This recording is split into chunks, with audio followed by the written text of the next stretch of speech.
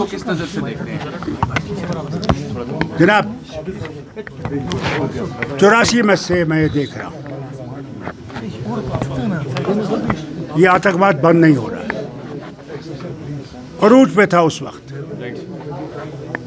हमारे कई साथी शहीद हो गए, मगर ये बंद नहीं हुआ और ये हर साल चल रहा है, यानी कि ये बंद हुआ है। और जो इसको चलाने वाले हैं वो आपको मालूम है, वो ये समझते हैं कि इससे कश्मीर को पाकिस्तान से मिला देंगे। उस गलत फहमी में है। कश्मीर में 47 में फैसला कर लिया था कि हमने पाकिस्तान नहीं जाना, और अगर वो समझते हैं कि इससे वो कुछ कर सकेंगे, वो सिर्फ अपनी बर्बादी और हमारी बर्बादी कर रहे हैं, मुसलमानों की सारी तबाही कर रहे हैं।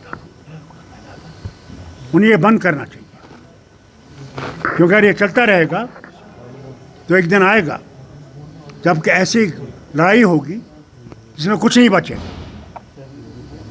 अगर ये वही चाहते हैं तो उसके लिए तैयार हो जाए,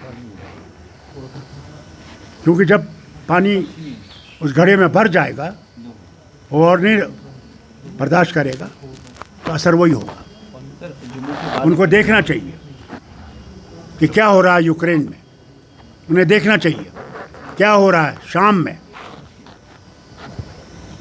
क्या हो रहा है ईरान पे आजकल, क्या हो रहा है फ़लस्तीन पे, क्या हो रहा है लेबनान में, और किस तरह बर्बादी हो रही है। क्या ये वही बर्बादी चाहते हैं? जो गरीबी है उसको और गरीब करना चाहते हैं। बंद करें, खुदा के वास्ते बंद करें इसको।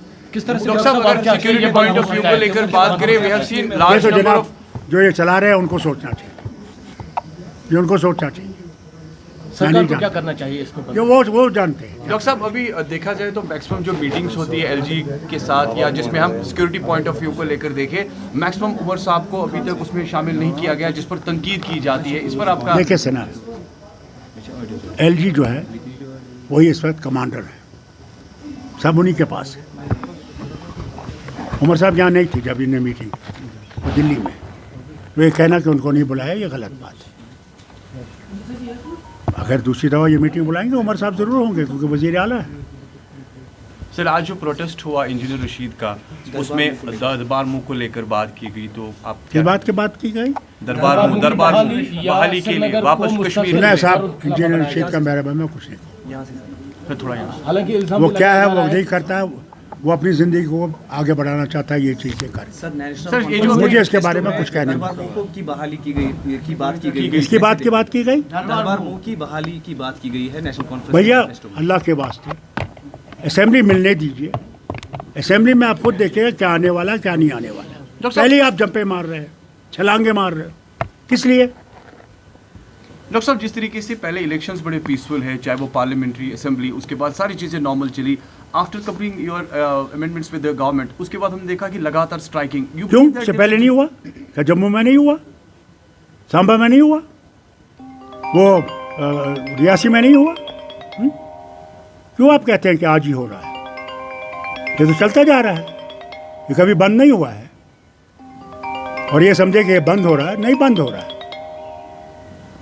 और करने वाले आपको पता है कौन है, उन्हें इसकी तरफ देखना चाहिए। आपको लगता है शिफ्ट हो रहा है? आप जम्मू के बाद कश्मीर में ऐसे हमले हो रहे हैं, इसमें भैया क्यों घबराती हो?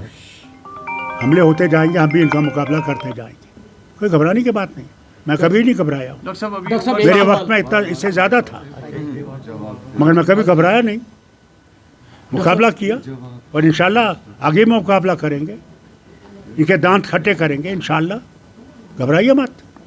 डॉक्टर साहब एक सवाल, क्योंकि सीएम साहब के दिल्ली दौरे को लेकर भी कई तरह के बयान सामने आ रहे हैं। मैं उसके बारे में कुछ नहीं कह सकता, ये सीएम जानता, मैं नहीं जानता। डॉक्टर साहब इसका मुस्तकिल हल क्या मुझे इससे कोई ताल्लुक़ नहीं है, वो चीफ मिनिस्टर है, उनकी मुलाकातें होंगी, वो करेंगे। क्योंकि दफ़ा 370 और 35 से मौजू बन गया था इलेक्शन कैंपेन। भाई अल्लाह के वास्ते क्यों आप ऐसी चीज़ें कर रहे हैं जिसे फारूक अब्दुल्ला को मत पूछिए, असेंबली का इंतज़ार कीजिए।